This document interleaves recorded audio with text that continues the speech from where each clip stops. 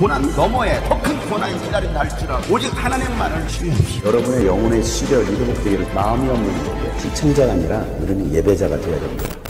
샬롬, 여러분에게 예수님의 평강이 있기를 축복합니다. 성령님의 따스함이 여러분의 마음 가운데 가득하고 예수님의 만져주심과 안아주심이 있기를 축복합니다. 그래서 오늘도 주님과 함께하는 복된 날이 되기를 소망합니다. 함께 나눌 말씀은 누가복음 9장 18절부터입니다.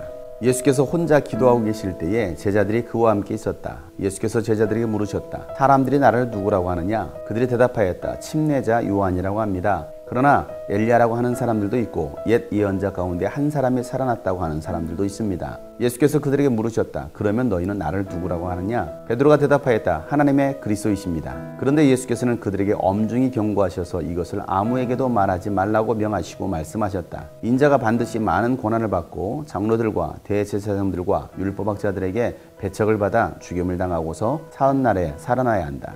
그리고 예수께서 모든 사람에게 말씀하셨다. 나를 따라오려는 사람은 자기를 부인하고 날마다 자기 십자가를 지고 나를 따라오너라.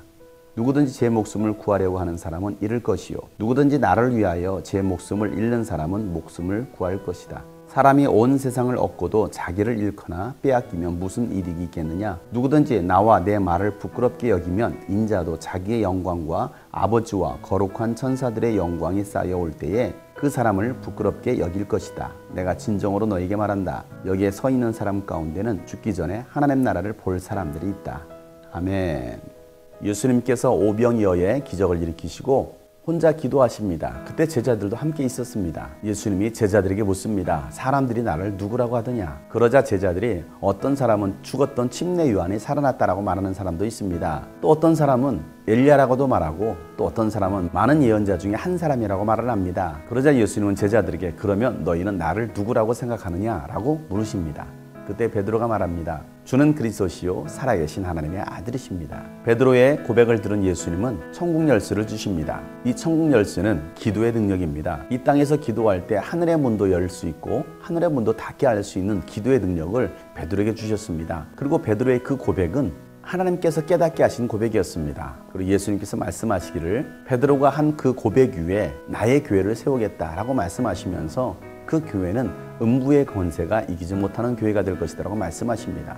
예수님은 이 땅 가운데 음부의 권세가 이기지 못하는 교회를 세우시기를 원하셨습니다. 여러분의 교회는 어떤 교회입니까? 음부의 권세에 짓밟히는 교회입니까? 아니면 음부의 권세가 이기지 못하는 교회입니까? 이 교회는 건물이 아닙니다. 외형적인 것이 아닙니다.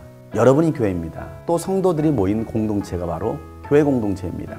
여러분은 음부의 권세가 이기지 못하는 사람입니까? 결코 무너지지 않습니까? 여러분이 섬기고 있는 함께하고 있는 그 교회 공동체 음부의 권세에 의해서 짓밟히는 교회입니까? 아니면 당당히 맞서 싸워 승리하는 교회입니까?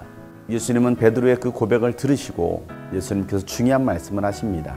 인자는 반드시 많은 고난을 받게 될 것이고 장로들과 대제사장들과 율법학자들에 의해서 죽임을 당하고 사흘 만에 살아날 것이다 라고 말씀하십니다. 베드로 입에서 주는 그리스도시요 살아계신 하나님의 아들이십니다라는 그 고백이 제자들 입에서 나왔을 때에 비로소 예수님의 사역, 예수님께서 이 땅에 오신 이유, 목적을 분명히 말씀하십니다.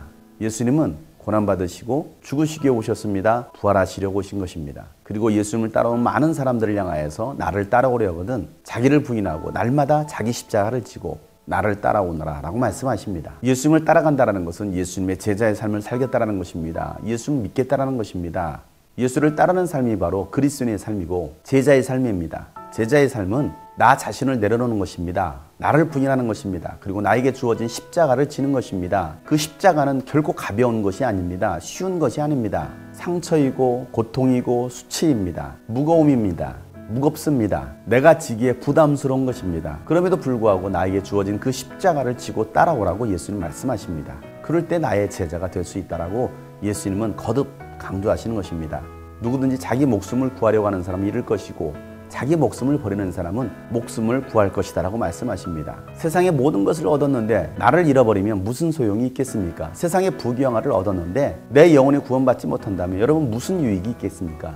예수님과 예수님의 말을 부끄러워하지 않는 사람들, 그렇게 살아갈 때 천군 천사들과 함께 예수님께서 이 땅에 오실 때에 예수님도 아버지 앞에서 우리를 부끄러워하지 않을 것이라고 말씀하십니다. 온통 세상은 기독교를, 교회를, 또 예수 믿는 사람들을 조롱하고 비난하고 있습니다. 여러분은 예수님 믿는 것이 부끄럽습니까? 아니면 당당하십니까? 더 이상 우리가 부끄러워할 이유가 없습니다. 이제는 당당해져야 됩니다. 그들은 믿지 않는 사람들입니다. 지옥 갈 사람들입니다. 그러나 여러분들은 하나님의 자녀입니다. 하나님의 백성입니다.